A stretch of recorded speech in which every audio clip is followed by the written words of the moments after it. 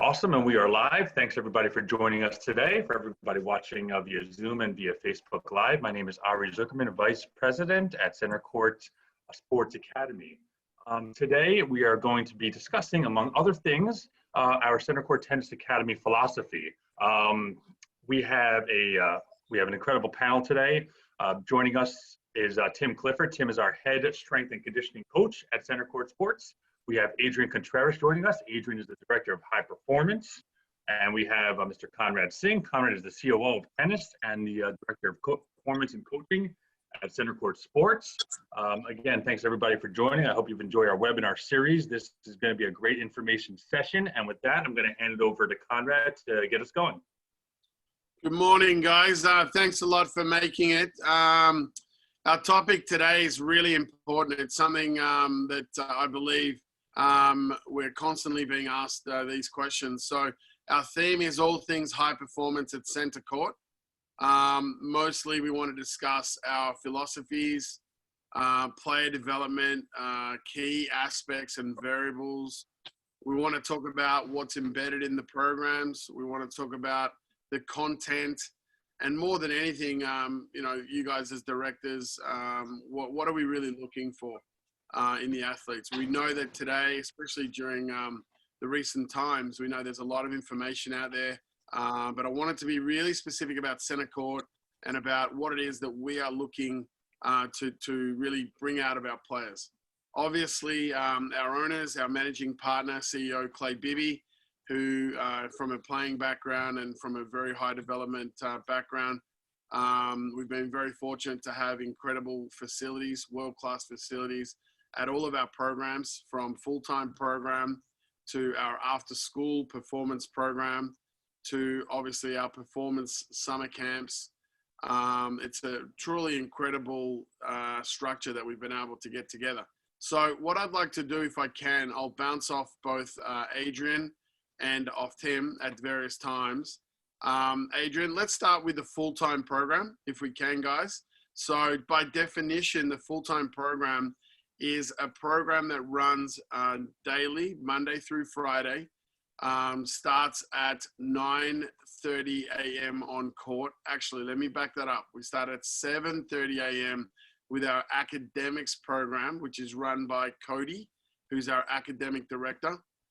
There are 2 hours that are done off court, 7:30 to 9:30 in the classroom setting, where the athletes are at that time students under the schooling structure that they have selected or their families have selected. I want to be really clear. Centercourt is not a school. We have an academic platform where we support children that are going to online schools. Our preferred partners are the Dwight School based in New York City. And we also work very closely with Laurel Springs, but there are many other options. We have kids that are in the full-time tennis program that are from other countries, and they are taking up their academics from some institution in that country. The key thing is that when they graduate, it is an NCAA approved school, and that's where we help. So Cody on site, 7:30 to 9:30. The players then go to their first on-court session, which is 9:30 to 11:30, directed by Coach Adrian, who's on this call, and his team of high-performance coaches. They spend that time on court from 9:30 to 11:30, followed by 11:30 to 1 o'clock, again, an academic / lunchtime. So what that means is primarily the players are refueling, they're resting, recovering, but at the same time, we use that time to go through some academic aspects. Some of the players may have one-on-one Skype or Zoom meetings with their teachers, and that's the time that they can do that. They then go back on court in the afternoons from 1 o'clock to either 3 or 3:30, which I'll let Tim explain when he comes on board what that's all about. And then at the end of the day, it's either 60 minutes or 90 minutes of physical program done until 4:30. At 4:30, the players are finished for the day. They head home and they get ready for the next day. One of the features of that schedule is the amount of recovery that they have between days. So finishing at 4:30 and starting on court the next day at 9:30 gives them a good 17 hours of recovery, which is absolutely essential for growing athletes. So without further ado, if I could pass it over to our Director of High Performance, Adrian Contreras, who is an absolute world leader in developing athletes. We're very proud to have him as our leader of high performance. Adrian, could we ask you, please, just to give us a rundown in the philosophy of the day-to-day full-time program, and what is it really that you're looking for from the athletes? What is it they need to bring day in, day out? Over to you. Absolutely. Thank you, Conrad. Good morning, everyone. All right. So, well, you very well explained in detail what does the program consist of in terms of schedule. The type of player that looks for a full-time program may vary in their objectives, right? They all seem to have one common denominator, which we understand that very well, and that is wherever they are in terms of level, they need to fast track that.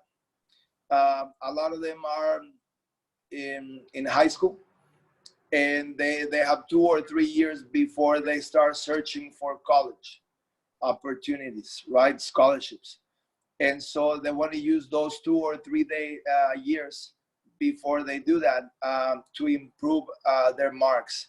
They also want to have some time off for more competition, right? Or some time dedicated for traveling, perhaps internationally for ITFs and or the many competitions across the US. That would be the common denominator in the type of player that looks for our full-time program. But each player comes in with a different level, right? We have, typically, we have three layers of tennis level there, where we have kids that are looking to improve the amount of time they spend on the court to get used to more fitness, more tennis, and so on. And they're trying to improve their strokes before entering a competitive stage, right? So I think of that group of players as pre-competitive stage, right? And then we have the vast majority of them are they are already currently competing, and they can vary in different levels, right? We have some that are competing locally, and they're borderline trying to reach the national level. And so, we try to find the right combination of tennis, fitness, recovery, and academics, so that they can combine that with competition, right? And they can take their UTR number up, and also qualify to the higher level tournaments. And a few of those players, they are already currently national level players, right? So they're just simply trying to improve that number, their ranking. They're aiming for a higher level opportunity of college, right? Some of those colleges might include academics, right? Like an Ivy League type of school. So we divide players basically around that, which includes their goals. And so when we receive a player, our philosophy is where you are now, what do you want? And this is how we can help. We kind of customize their development based on what they need and what we think we can actually improve in the amount of time that they want to spend with us. And we go case by case, right? Some players might need more tournaments, some players might need more time to work on shots. The beauty of this program is that it looks more like, if I had to compare it to some of the other full-time programs out there in the United States, Florida, Texas, California, and some around the East, is that we have a more petite scenario. No, we are more of a boutique full-time program where we have a small ratio of players per coach. We generally speaking, we're going to have 1 or 2 players on court working with a coach. I'm always there, like I'm on court all day, making sure that every player, making sure that every player is getting what they want, is following their daily goals, right?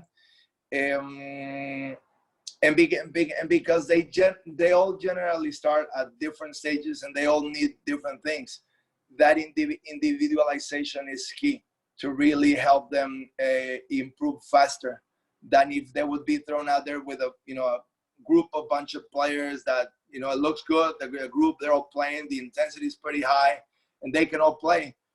But sometimes when you have too many players on court, it's tough for the coach to truly see the individual needs, right, and tackle their individual needs. A lot of them, most of them are in those teenage years that they require a lot of positive coaching, and that's another positive thing that I believe we offer to our students. We have plenty of time with them. Like there's a lot of conversation going on and off the court. When they're off the court, they are with coach, with the academic director. When they're off the court and they're not academics, they're with team and his staff. And they're constantly receiving positive coaching. The message is the same. Fitness, academics, tennis, we connect. As you all know, we are constantly in communication, and we meet every now and then, and we talk about players. And we make sure that we're all in the same page and we're all delivering the same message to them, right? We also have plenty of communication for the same reason with parents. You and I, Conrad, we spend quality time on a daily basis, making sure that parents are advised and they know in what stage of the player development we are. And what is the next big thing for them? What is the plan for the week, for the next few weeks before X tournament comes up? And so all that communication makes, I think, whatever we are trying to do, either on or off the court or in the fitness room, flow faster. The ending result, in my experience, in our experience, knowing some of the cases of the students that we have, is that they truly improve their level faster. We have players that they're winning more than they won before. They're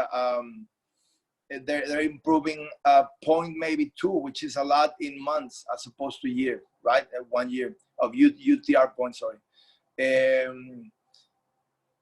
But that's just it's the effort of all the parts, making sure we all know where they are, what they want, what they need, and then just making sure every day you're on court, paying attention to detail, making sure that they are receiving what we all believe they need to receive.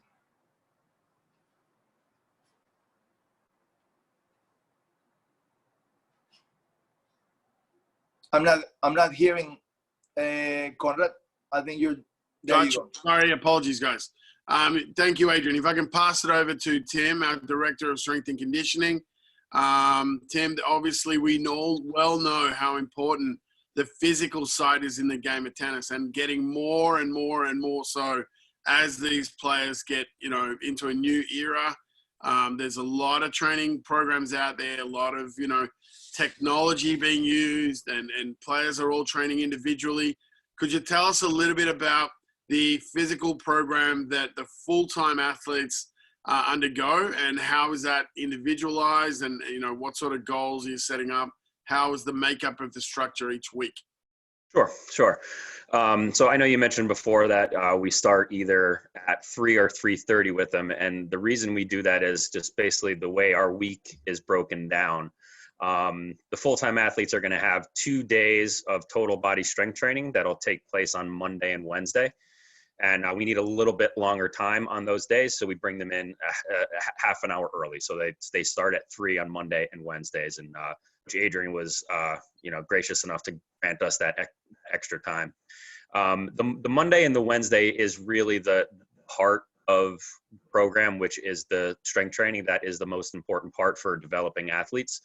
You know, a lot of people in my industry like to spend a lot of time selling the speed and agility and the quickness side of things. Really, you're not going to be fast. You're not going to be powerful until you're strong. So we spend the majority of our time teaching the kids how to strength train properly, effectively, and safely. We teach them all the rules of the weight room, you know, what's proper form, how we, you know, take weights off, how we work out with other kids around. And just basically, most of the kids that are in the full-time program are attempting to play at the collegiate level. Some of them are looking to go pro. So what all of our programs from performance to full-time are really based around getting a kid ready to go to college and be able to perform whatever that college strength and conditioning coach is going to ask of them. Unfortunately, for most kids who are going to end up playing at the collegiate level, except the very, very top, like highest schools, they're going to end up doing a knockdown version of whatever the football team is doing, which is not ideal for a tennis player. So what we try to do is get them to the point where they're going to be able to do those things that the college is going to ask of them, but do it safely and making sure it's not going to affect them on court. On the Mondays and Wednesdays, our Tuesday is going to be our conditioning day. That's my personal favorite day just because I love beating those kids down with a lot of running. It really helps build them mentally. We spend on our Tuesdays, you know, once we would wrap up with the conditioning, I love to sit down and talk to the kids about what just happened, how much work they put in, how it affected them, and just really focus on the mental side of things. There's no athlete that is more mentally tough than someone who was well conditioned. You know, I just the other day, I finally got around to watching Barclays marathons. I don't know if you guys have heard of this. It's a race in Tennessee. It could last anywhere up to like 60 hours. And they're running in like the mountains in Tennessee. And I mean, these guys and girls are just so mentally tough to be able to do this. Like no one compares. So I just like that Tuesday. I love that time with the kids to really start to show them what it means to be mentally tough. Tennis is a solo sport. You're out there by yourself. You need to be mentally tough to play tennis. You know, so that's why I love that Tuesday workout. Thursdays is our speed, agility, and power, depending on what we're doing in our strength days. If we're doing more of like a heavy, complex lift, we'll be doing more speed and agility stuff. And then if we're doing stuff in the strength room that's more based around, you know, perhaps balance or joint stabilization for that month, that's when we'll do our power work, just because we don't want to be doing too much heavy strength and heavy power work at the same time. It just overloads the body. So speed and agility stuff, Conrad and I were actually talking about this in a different webinar yesterday. The speed and agility stuff, we really try to focus on teaching kids the proper form and proper footwork, basically getting their bodies in the proper position to move as efficiently as possible.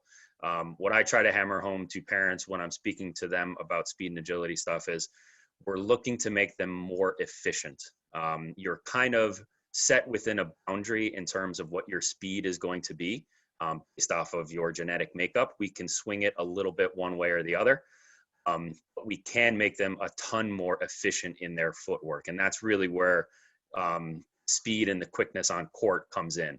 Tennis is obviously a first step quickness sport. You know, you have to react very, very quickly and get, you know, maybe 5 to 10 yards from where you started. So teaching the proper footwork is really where we hammer in on them with the speed and agility side. The power stuff, obviously tennis is a power sport. So we do like at least once every 2 to 3 months to get in some real power work. This is all just based off of your reflexes, essentially just teaching the kids to use their own body as efficiently as possible to move as quickly as possible. I won't go too deep into what power training means because it just gets too scientific. But basically, again, along with the speed and agility, we're teaching the proper form to create the most amount of power. And that translates obviously on court. And then the final day of the week is obviously Friday, and that is our recovery day. They do nothing but stretching, rolling, and myofascial release. This is something that we need to spend a full hour on at the end of the day. Obviously, most tennis tournaments either start on Friday or Saturday. So that's the time when we need them to get, you know, loose and basically ready to go and play. That's basically the round out of an entire week. That is really informative. Thanks a lot, Tim. I wanted to switch up now, if I could, guys, to the after-school performance program, which is a very different program, obviously, just by time and by the restraints we have after school, where kids are coming in, they've already been active all day at school. Obviously, the after-school performance program, if I could give it a quick snapshot, what we're talking about here is 4:30 p.m. to 7:30 p.m. We run the program Mondays to Fridays. The first hour for the program is fitness. The second and third hour is on court. So that program is broken into various levels. Now, we talk about the UTR. Centercourt is an absolutely massive advocate of the UTR system, which is simply an algorithm that calculates your competitive rating, okay? So we use that UTR to divide our groups into groups, smaller groups, I should say. We have the program that we deliver is the bronze program, silver program, gold program, and the platinum program. We use UTRs to give us a very good gauge on how many players can go into each group. However, we break it down again within those programs, and players are grouped into pods of 4. What that means is you're going to have 4 players on a court that are around the same UTR rating. So without sort of going too much further into that, we do monitor, I should say, each month players' UTRs, and we do stay on them for making sure they're competing. Our program is, our performance program is very, very much about competing. We do, mandate that our players are in a minimum of 2 performance clinics per week, plus they're taking a private lesson, which is for the technical and the intervention side of things, as well as that they're competing at least 3 weekends in a month. Now, those 3 weekends could be at USTA level or at our internal UTR match play and leagues. So we'll go more into that in detail with Ari later, who runs those. But if I could pass it over to Adrian. Adrian, just very quickly, it's a lot of information, but can you just talk to us about the performance groups and very briefly, Sure. How do each of them differ and what are you looking for players at each of those levels?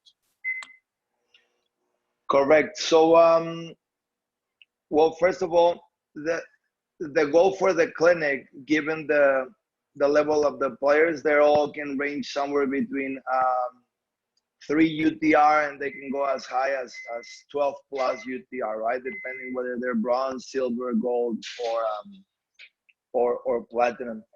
And the common denominator for them in those programs is being more competitive. So the core of the information they're gonna receive is how can they compete better? How can they be better prepared for competition?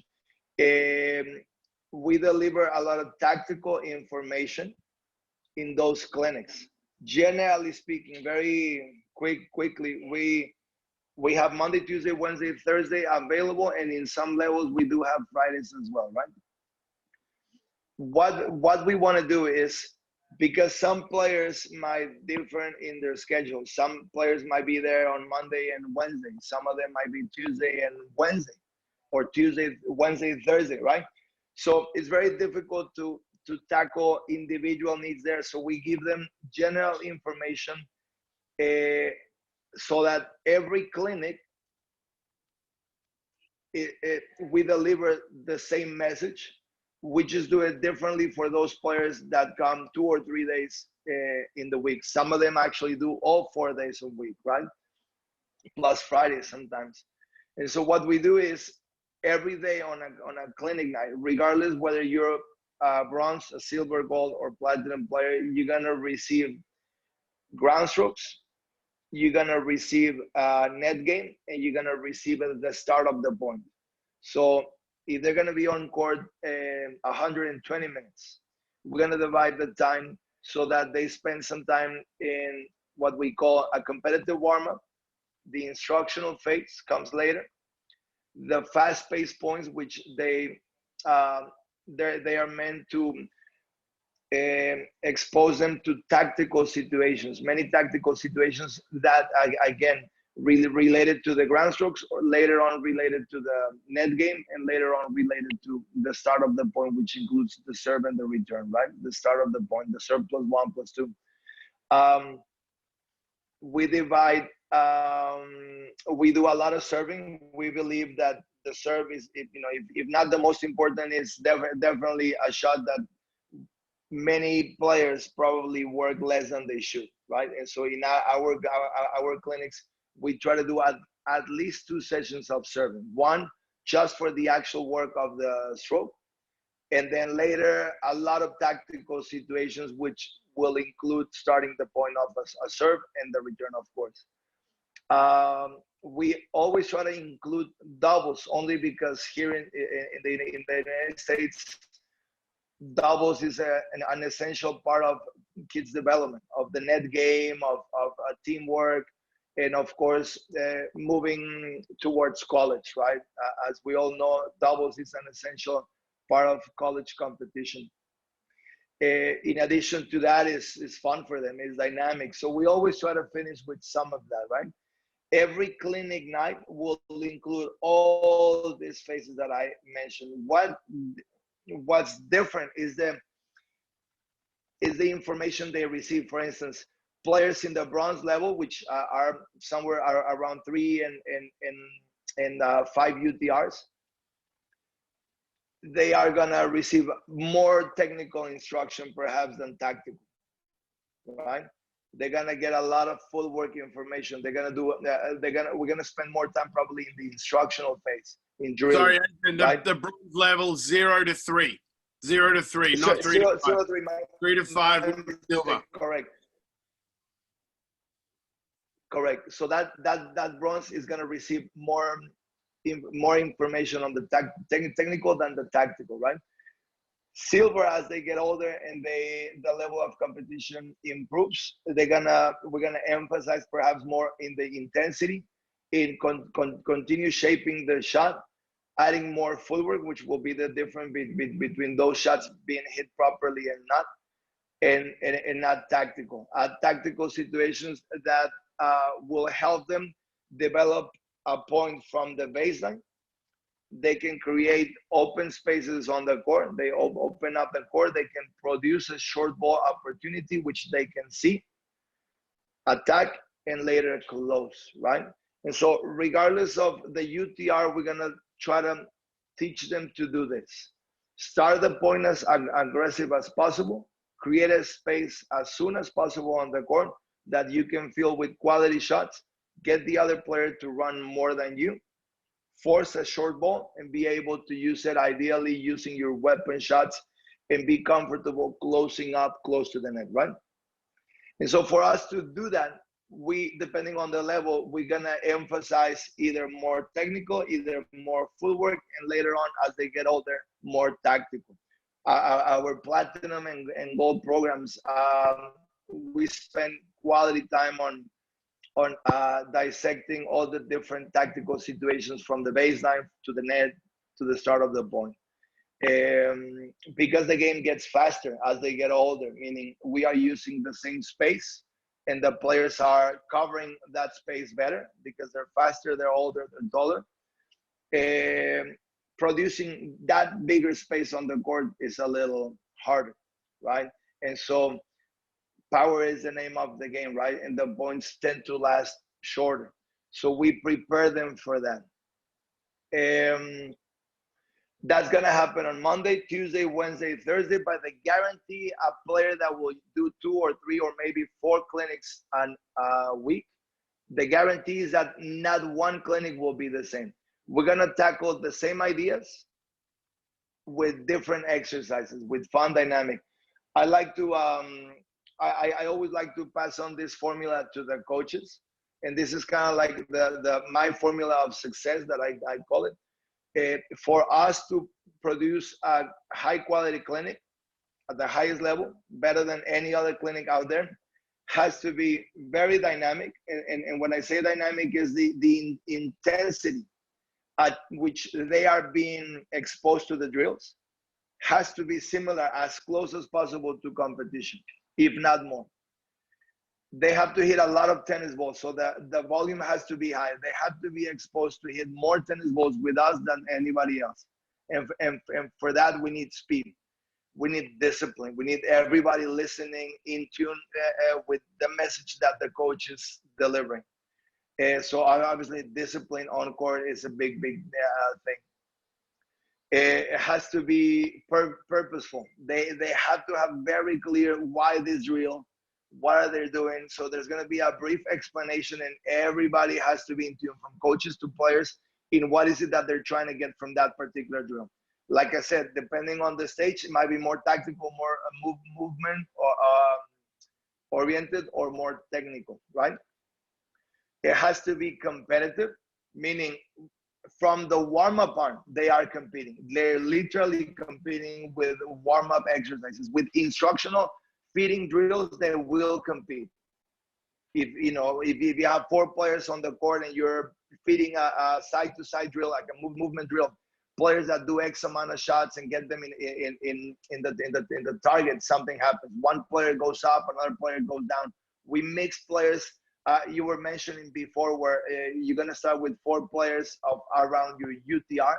In our competitive clinics, that changes every other 4 or 5 minutes, because players, for them to stay on that court that they feel they belong to, or if they want to challenge a higher level court, they have to earn it. And they literally earn it from the warm-up and from the very first exercise. We start just rallying, back and forth to warm up. That's already is going to be designed as a competitive drill.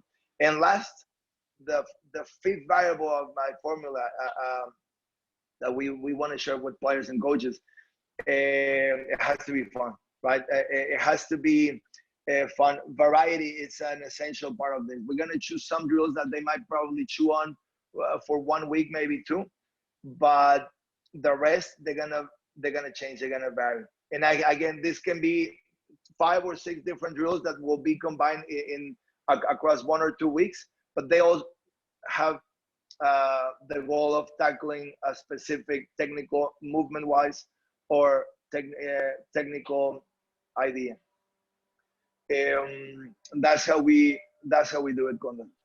That's very informative. Thank you, Adrian. Just to intervene before I ask Tim a couple of questions, I want to really point out that it's very important within the program that players understand our philosophy. There are many programs out there that are simply training programs. Okay, they're looking at players going to practice, practicing, and they go home. Or players are following other players. That's something that is very common in some other academies. Where we are, we want to stress that we have a very clear developmental philosophy, and it is the coaches and the program that we're developing that we'd like you to be following.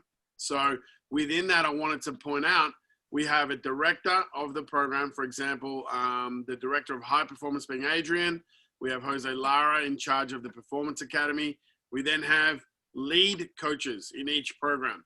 They are the coaches that are on court running the rest of the team. And then we have the team of coaches for each program. So, you've got many coaches getting to know all of the players. You also have the directors floating around the courts, assisting where they can. It's very, very, very much a personalized, individualized approach. We take videos of all players in the program. We store them in a Dropbox, and then we offer monthly or bi-monthly meetings with parents. All they need to do is to contact us, book a meeting, and we'll meet them in our performance office, run them through the athletes, run them through some of the visuals, and we'll collate the information of all of the coaches working with that player, including the private coaches, to be able to go through a streamlined developmental plan. I'm pretty sure no one else is doing it in that amount of detail and with that amount of professionals involved. So without further ado, I'd like to pass it to Tim. Tim, could you just talk to us a little bit about the 4 different programs after school, and what is it you're looking for in each of those programs? Sure. Obviously, with the with the UTR ratings and the different levels of kids, we end up with a pretty mixed bag in terms of athletic ability when it comes to our end of things. So the bronze, silver, gold kids train first. So that's our first group that's going to come in terms of the after school program. And basically, you know, once I get a week or two with that group, I start to separate them into what we would deem a higher level group and a lower level group. There's a various factors that are going to go on with that. One of it is going to be age. And then also we're looking at the training age of the kid. So how much training in terms of strength and conditioning have they done up until this point? And then I'm basically watching their mental maturity, their ability to take instructions, their ability to pay attention and not be, you know, pushing kids to the ground and stuff. So once we kind of have that leveled out, we split the group in two. One group would be upstairs in the upper gym, and then one group stays downstairs. The upstairs group is generally led by me and either Cody or Coach Jen. And they are going to be doing more strength training, more weight training for about 25 to 30 minutes. And then we spend another 20 to 30 minutes doing some basic speed and agility stuff, footwork things. The group downstairs is going to be focusing a bit more on body weight and just basically learning how to move when it comes to basic strength training kind of ideas. They'll do a similar speed and agility style workout. And then we like to finish that group up with like some fun games and competitions. Basically, and it's a fluid thing. I mean, general guidelines, you're looking at, you know, for boys 14 to 15 and above, you're pretty much going to get picked up to the upstairs group. And for girls, you know, we can have as young as 10 to 12 just because girls mature a little bit quicker. So it's a bit fluid, and it depends on the kids that are there, whether you're going to be upstairs or downstairs. We don't really look at it as upper level, lower level. It's really just what we can do with the kids safely. You know, I just got to make sure that, you know, in a group that size, that everyone's able to train as safe as possible. In terms of the platinum group comes in second. They're by themselves. It's a bit smaller of a group. They tend to be older, more athletic kids, but we're still looking at the training age in terms of what we're going to allow them to do. You know, we have kids that come into that group that have zero training age, you know, so they're going to be doing a very different workout than some of the kids that I've known for years. And their workout is very similar in terms of the upstairs group in the bronze, silver, gold, and that we're going to do a little bit longer strength training, usually about 35 to 40 minutes. And then we'll get another 20 minutes or so of speed and agility work. In terms of like the broad context of like what we're kind of looking for them, we have two workouts set up, a day one and a day two. So that way, if they're coming in on a Monday, Wednesday, they'd end up doing the same workout on that first week. Then the following week, they get the other workout. And basically, you're just looking for the buy-in with kids at the performance level, really trying to hammer into them, you know, that fitness end of things is as important as the on-court stuff. And sometimes it takes a little bit of coaching, and sometimes it takes a long time to get that through to the kids. But that is my main goal, is to really try to ingrain in them the importance of what it is we're doing. So when I'm coaching, or when one of my coaches is coaching, we're trying to draw in what you know, Coach Adrian and Coach Jose are doing on court, and how what we're doing translates to what they do on court. You know, so we spend a lot of time with that, and just attempting to link to, because it's hard for kids to see it sometimes. Tim, that's really clear. Thank you so much. I think one of the key questions that I always get as a head of performance, obviously I'm speaking to the parents a lot more than maybe you guys are. And I can tell you one of the key questions that comes in is, how do the coaches collaborate? Like, how are you getting the message from one coach to another coach on what my kid is working on? Or is there interaction between the private coaches and the on-court group coaches?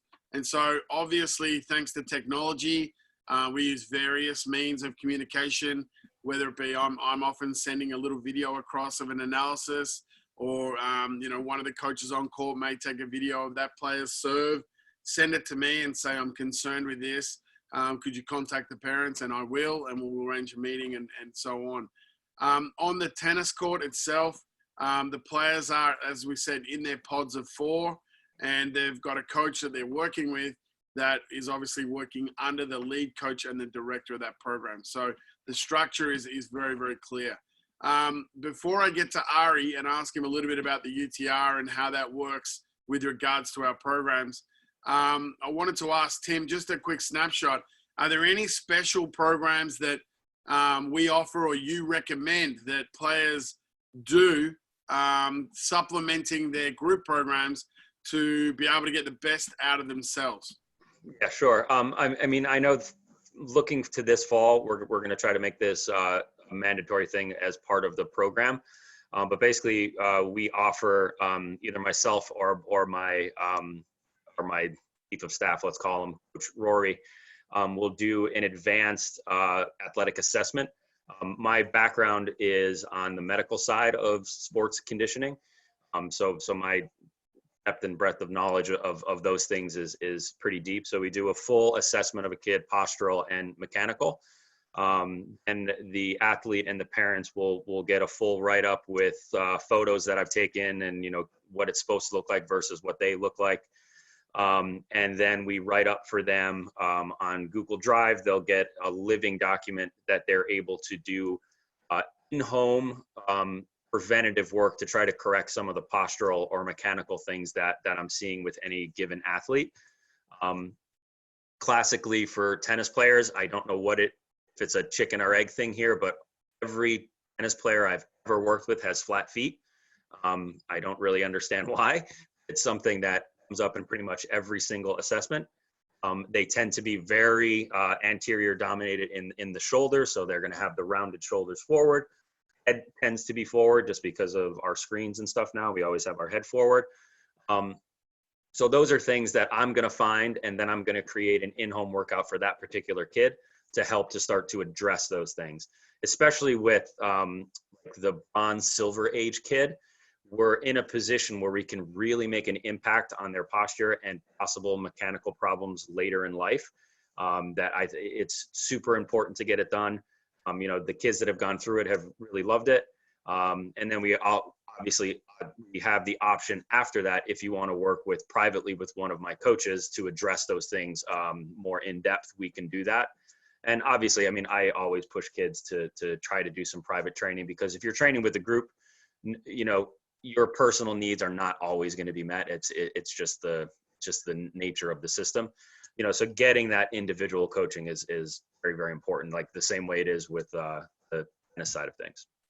Excellent, Tim. And that leads me into my next question for Adrian. We talk about the 4 key developmental bubbles at Centercourt. First one is quality clinics. Second one is private lessons. Third one is practice, quality practice, which Ari might be able to talk a little bit about with our junior membership that goes, hand in hand with the programs. And the final is competition. Again, Ari, that'll be you in a moment. Adrian, I wanted to ask you very quickly, in a private lesson, why is it so important? What are you trying to achieve? And what is your recommendation on frequency per week? It is important because the detail that needs to be addressed, it requires time, requires you communicating properly with that kid. And so when you have 3 or 4 different kids in that particular court, they all need, number one, different things, and they receive the message in different ways. So typically on a private scenario, you're gonna find quicker with experience and with proper communication with parents and players, what's the best way to deliver that message, and then specifically tackle what that player needs. You can choose to work on different things, whether they might be technical, tactical, even physical, or even mentally, right? And so during private lessons, you work on those details that tend to be more technical, especially in younger ages, right? And you also spend more time talking to them, developing that bond that is required between you and the player, so that eventually those messages get quicker across, get across quicker. But you got to develop that bond, and that takes time. That takes time with you and the player talking and just getting to know each other. So that's with regards to privates, why are they important? Your other question, Conrad, was, remind me? Frequency. The frequency, I'm gonna say, if possible, depending on the age, one is appropriate if that goes accompanied with 2 or 3 clinics plus tournaments. This is for competitive players. If the player is younger and requires more technical, sometimes players come from either no instruction, they were just working at a park with parents or something, and they train a lot, they come with a lot of repetitions, but with a lot of technical flaws. So when that happens, you, at the beginning, 2 or 3 months, probably advise twice a week, and move towards clinics, which will include more tactical and more general concepts and competition. But yeah, a week, if accompanied with clinics, is good, and hits and competition. Is the amount, is the combination, is the right cocktail for that player. You always want to have them all, in my experience. I've had many cases where the players used to only do private lessons because they feel that's better. And it turns out that they might be getting good technical, but they're not getting all the other stuff that is also needed in the game. And then the opposite, players that only focus on understanding the game better and the tactical, but they're lacking quality in the shots. So the combination of doing all of those in your tennis week is very needed. 1 private, maybe 2, depending on specific needs, tend to be enough. That's very, very clear. Thank you, Adrian. Before I pass to Ari to discuss the UTR, our competition, how that supplements our program, I wanted to just highlight private lessons are an absolutely brilliant way of individualizing, as a coach, the learning requirement of the student. We call it the VARK method, V-A-R-K methodology. Visual learning is what some kids are just brilliant at. We know almost everyone is a visual learner. Many studies will show you that. The A in VARK is auditory. Some kids are very good at listening to words. Not a lot, some really are. The reading aspect, we use a lot of whiteboards on court. We give notes to kids. We handwrite notes. We ask them to handwrite notes. We know that part anchors it to memory. So the reading part is essential. The final part is kinesthetic. We're feeling. Many kids are very good at feeling things. Some kids are not. So the private lesson allows us to customize their learning in either of those 4 ways. Adrian touched on the mentoring side, like the relationship, being able to speak to that player and hear from that player, being 100% present to them, what they need, what they felt in their last match, what let them down at a key time. Just before, Tim was highlighting in the physical the importance of the mental, and Adrian just highlighted in the technical the importance of the tactical, and vice versa. One of the key things in the sport of tennis, and the reason it's so complicated, is there are so many departments, so many different areas, and you cannot treat them independent of one another. They all are at some point overlapped, and that's really a private lesson can help with that. So yeah, just want to jump in there. Ari, if I can pass it to you. You are well known as the guru of Centercourt's UTR Match Play League and competitions. I'd like to ask you a couple of questions. Firstly, how does it work? How does it complement our performance programs? And as well as that, with the UTR, how is it beneficial to play UTR versus USTA? A lot of people ask me that question. Over to you, Ari.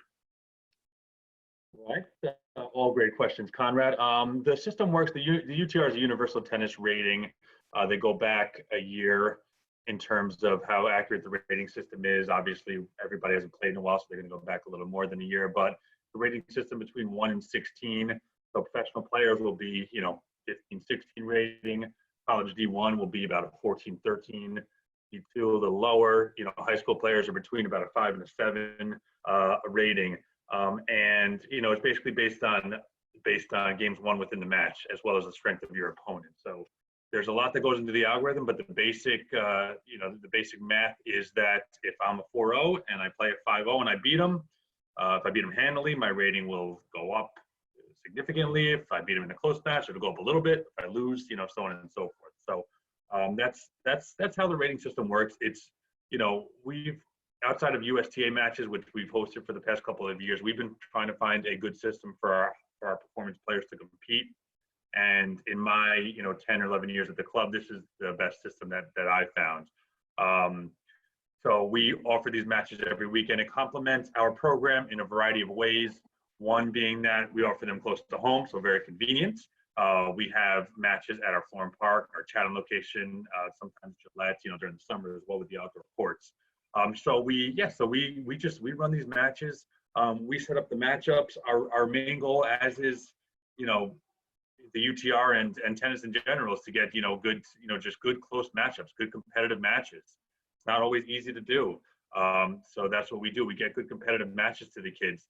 As Conrad and knows really well, a lot of colleges recruit based on this, based on the rating. So, if your goal is to play in college, you want to bring your rating up. The way to do that is basically by playing a lot.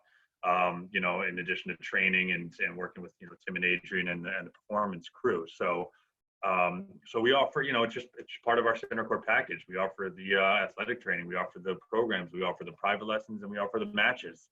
So you don't really need to, outside of maybe traveling to national tournaments and others that we don't host, we really have it all.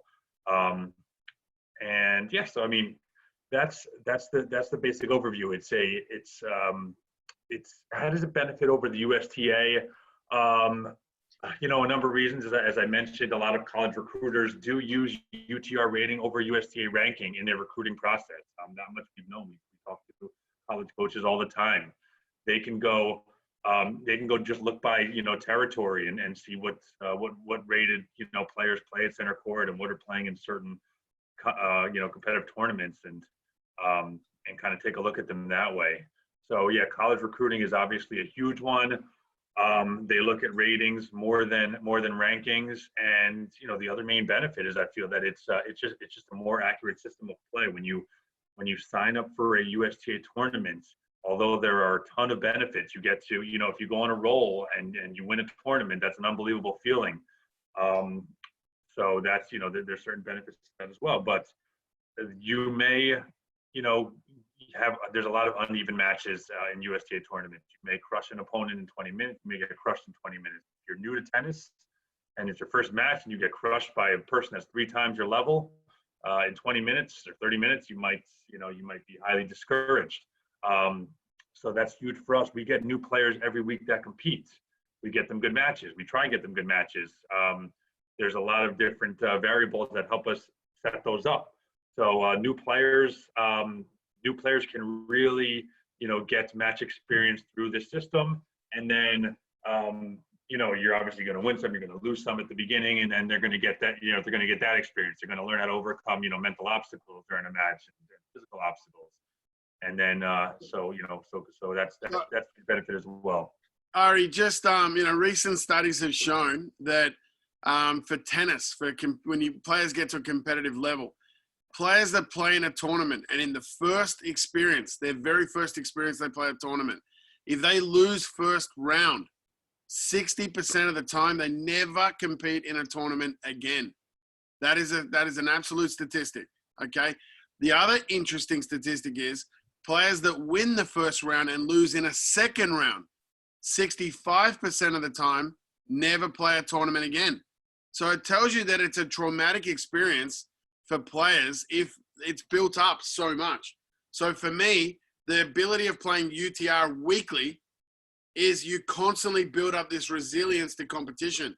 You understand that competition is part of the learning process, as opposed to competition is like an exam. I passed or I failed. I did, and you get graded on your exam. That's not what we're trying to develop. So the UTR leagues, competitions, and also special events that we run. I know In the past, we've run shootouts, we've run, super leagues, we've run specific events that we've come up with.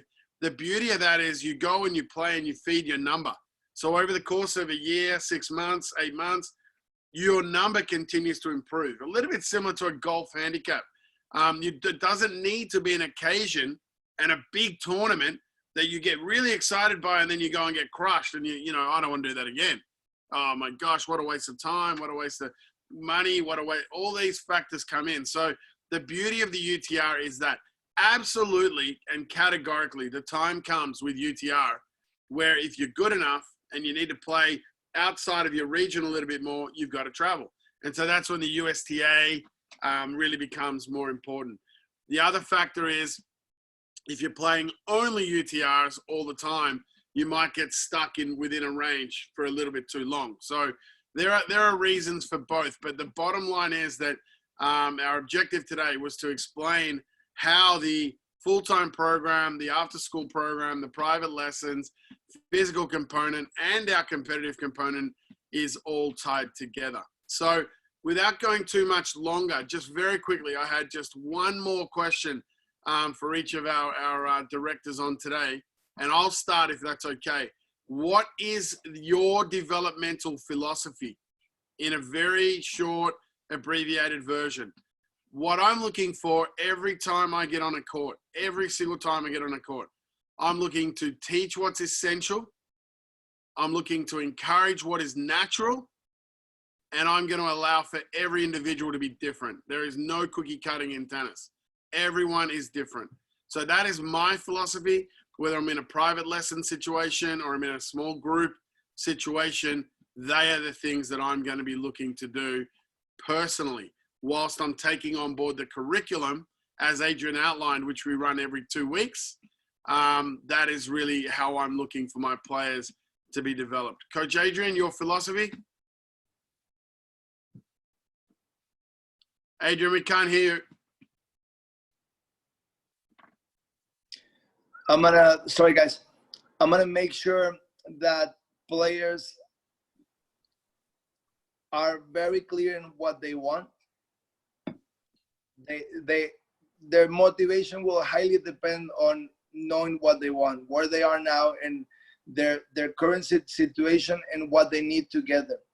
So I'm always gonna remind them, this is what you're looking for. Is this, we're gonna question that. Is this what we really want? Is this, and so on. No, they have to be very clear. Second, I'm gonna help them, I think, in many different ways, to love to work hard, to always know they can do better, to demand from themselves always, at all times, as much as possible.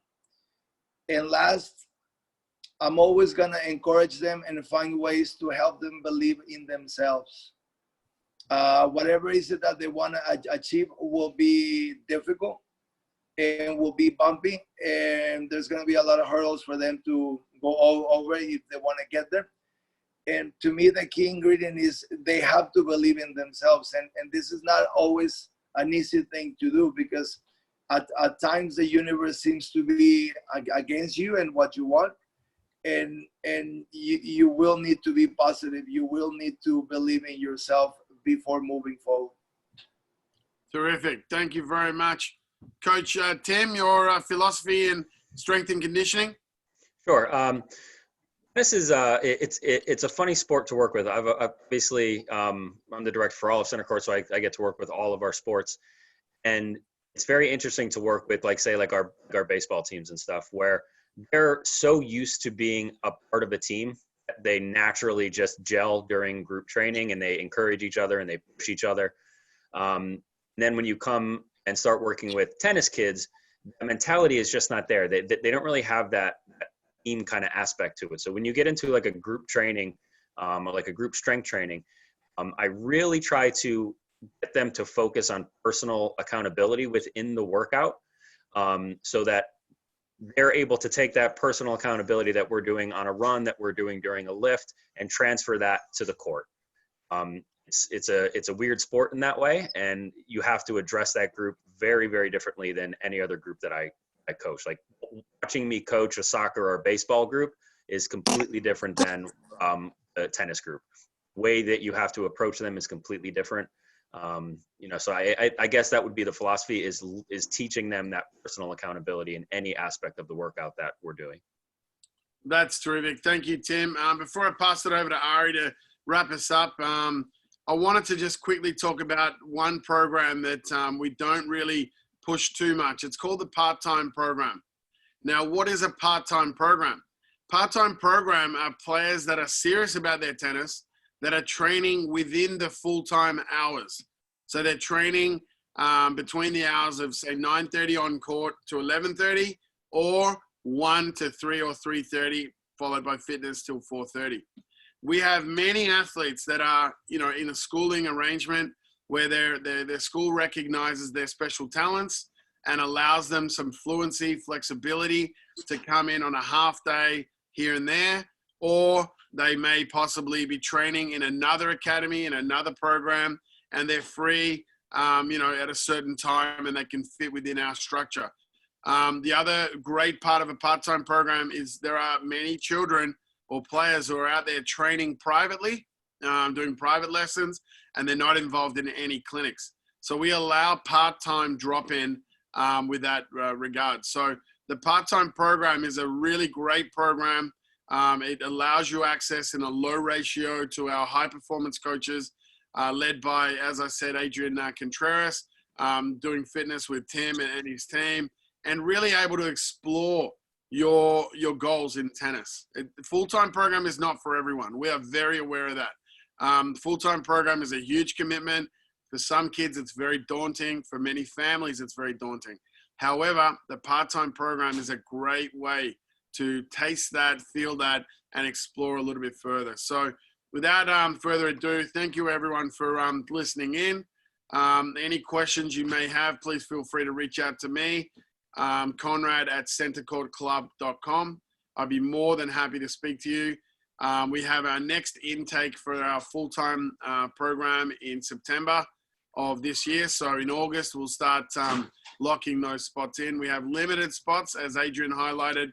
We consider ourselves a high-end boutique academy. We are not a massive factory where you're going to see 30 courts with 6 kids on a court. You will not see that with us.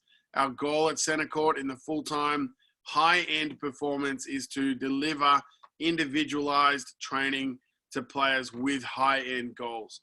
So we're very proud to have a lot of athletes that we've all worked with that have come through the program. We have athletes at Ivy League schools who are doing extremely well. We have athletes at D1 scholarship schools, D2, D3. We have players that have gone on to compete at Grand Slam level.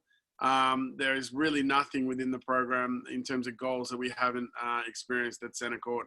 So I'll pass it over to Ari if you want to wrap us up, Ari, and let everyone just briefly know about our wonderful 360 program. Certainly, Coach Conrad. Before I talk about our 360 program, I just wanted to lead everybody towards our social media sites that that all of our old webinars can be found on. All of the, Tim's been doing a lot of trainings, as well as a lot of great guests that we've had. Facebook, you can go to our Centercourt Academy page. You can also go to our Centercourt Club of Chatham page on Facebook. On YouTube, you can also go to our Centercourt Sports page, as well as the Centercourt Tennis Academy page, where all of our great webinars from the past couple months are on. Our 360 program highlights basically an educational program that highlights the whole student, the holistic student. We have great guest speakers that come on every week, as well as private tutoring classes for all topics, AP tutoring. There's classes on media, there's classes on technology, there's business classes, a wide variety. So you can certainly go to our Centercourt Academy site, check out the 360 program. It's an unbelievable new program that we've put out in the past couple months. That's great for every student athlete. With that, I would definitely certainly like to thank our panel for coming on today. Great information session. As always, Coach Conrad, Coach Tim, Coach Adrian, and we will certainly be back soon. Thank you so much for joining, everybody.